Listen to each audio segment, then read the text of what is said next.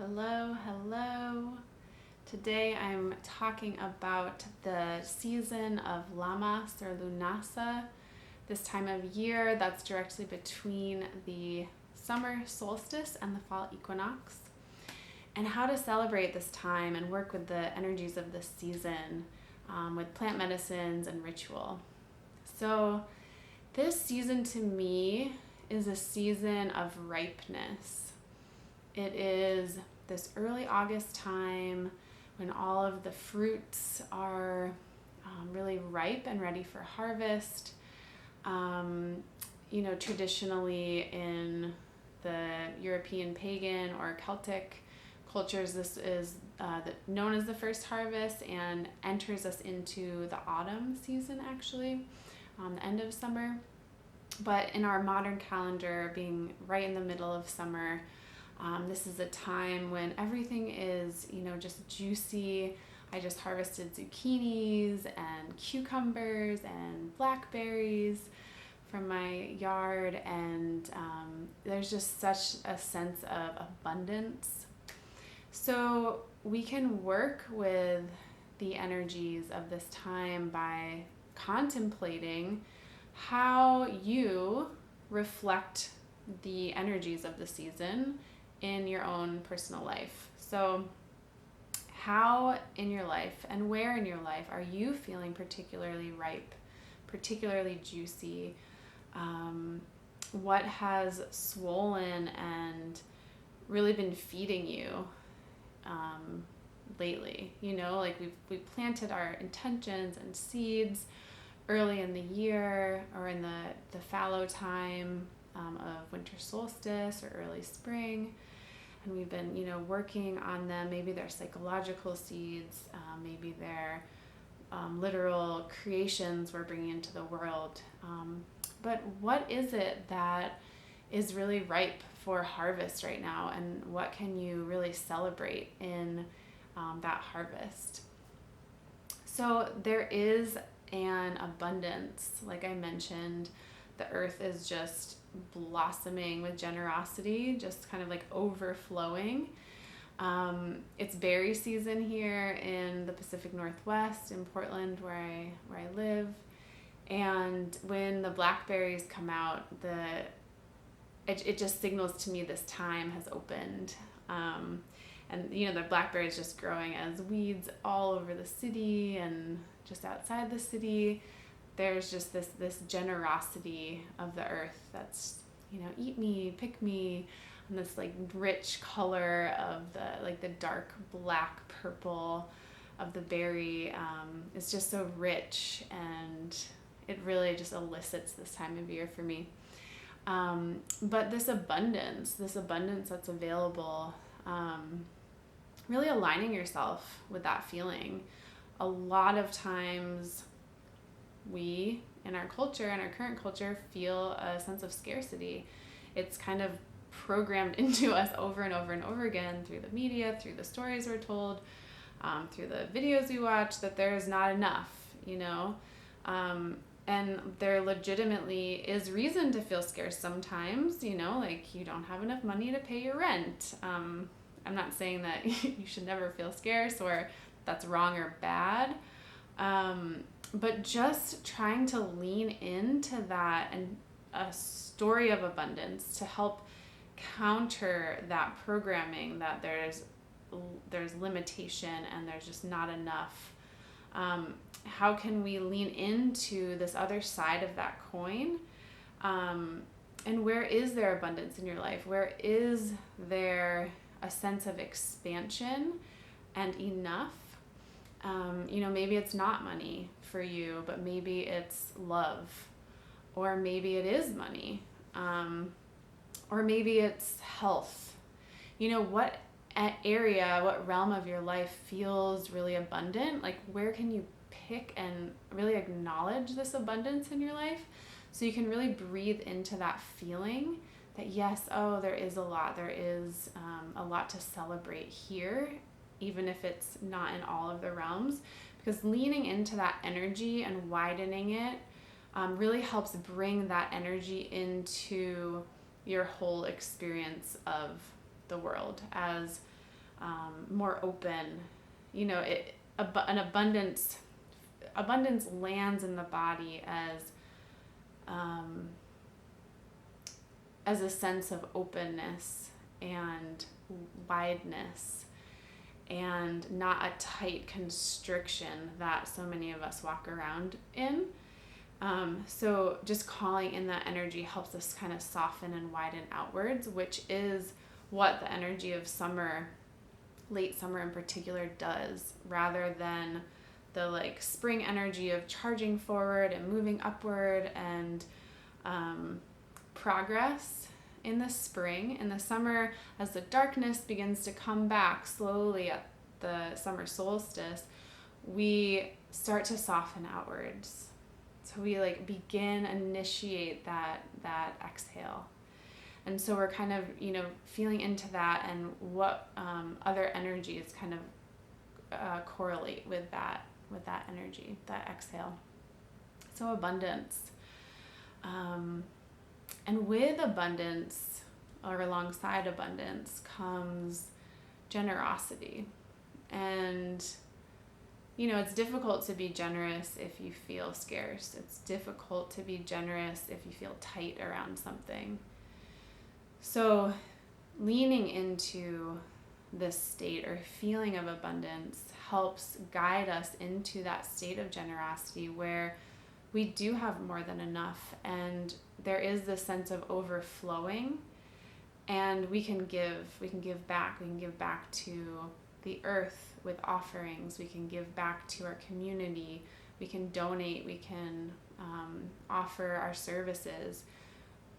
Generosity is one of the best and most beautiful currencies that we have, and when we really align with that and align with the earth's outpouring and overflowing right now, we really enter into that that currency of giving and receiving. And I'm just thinking about the plump fruit trees here, and they're just flowing, they're overladen with fruits. There's almost not enough people to take them. I mean, I know that's not true, but a lot of them go bad on the ground. They fall, and there's just there's an abundance is what I'm saying. There's so much. And so how can you cultivate that feeling of abundance, and then you have so much that you can give back, you can give out to the community, you can give out to the land itself. And then the last piece I want to share about the energy of this time of year is cultivating gratitude. So alongside these other two energies, gratitude also softens our heart. It softens us, it widens us, it lands us in the present moment in a way that not a lot of other things can do.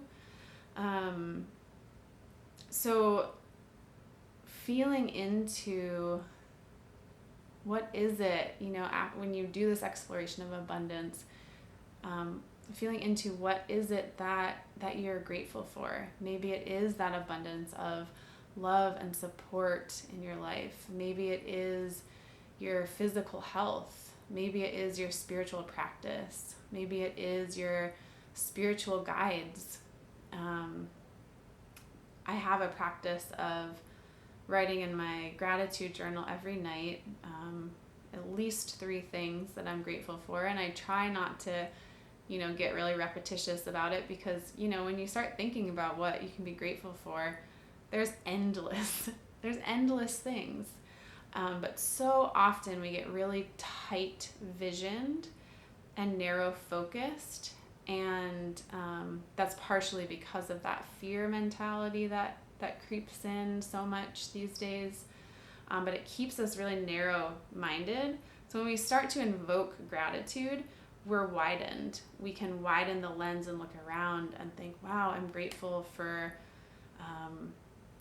air conditioning. I'm grateful for a fan. I'm grateful for the the green bean that I picked today, and like just that freshness of the plant. I'm grateful for the sun shining. I'm grateful that we have water. Running water is like such a miracle. I'm grateful for hot water. You know, there's just endless amounts of things to be grateful for in any given moment, let alone like friends and family, your health, you're alive.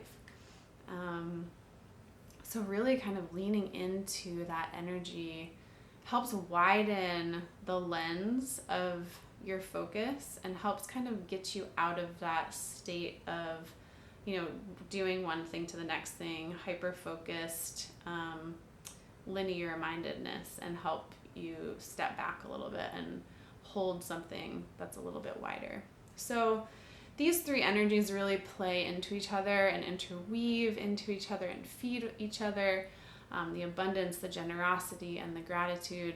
And they really all speak to the gifts and the medicine of this time of year that just kind of organically happens as the sun and the earth dance together right now. So I want to talk about two plant medicines that I love for this time of year. One is Milky Oats, Milky Oat Tops. The plant oats is just an incredibly nourishing plant to the nervous system, to the body, all, you know, the whole plant is nourishing to the whole body, really. But Milky Oat Tops in particular just are kind of like a brain food. They really like wash the nervous system in this like nourishing, cooling, like liquidy salve is how it feels in my body. And so they can help cool like an irritated nervous system, a fried nervous system.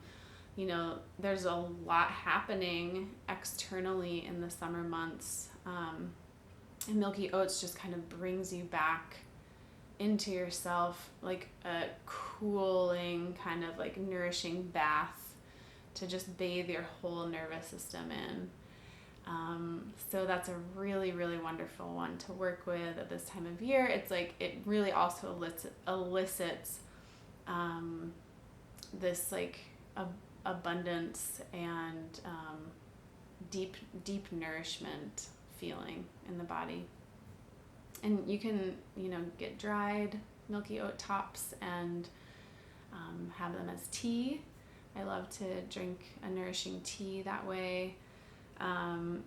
You know, there's also, you could look at your local herb shop for Milky Oats tincture. If you don't have access to those, even just oatmeal is really nourishing. You could do a foot bath with oatmeal, rub it on your face as a skin care regimen.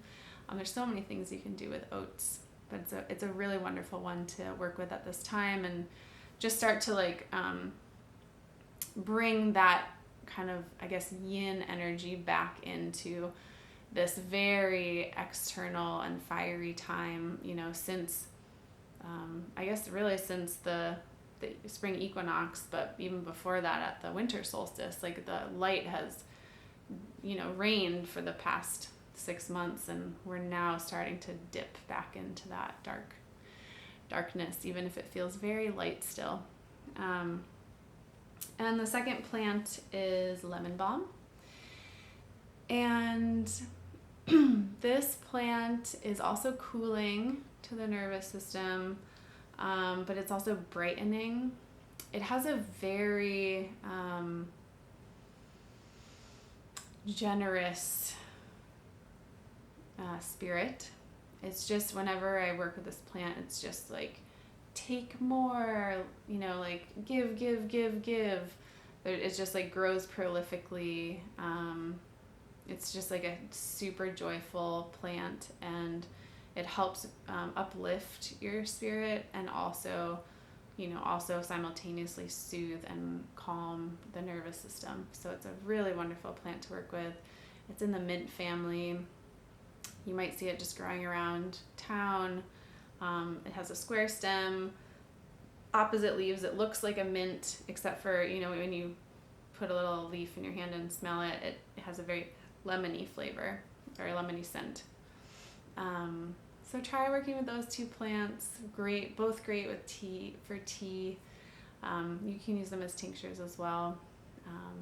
But yeah, try those out. And I would love to hear what your favorite things to do at this time of year are. What ways do you celebrate? What energies do you feel during this time of year? And if you are looking for more inspiration or just ways to connect with the earth, with the medicine of the earth, with the seasonal cycles, you can check my website out, groundwaterhealing.com. I have a lot of resources, so I will hope to see you there. And please leave a comment below and hit the like button, and I will see you next time.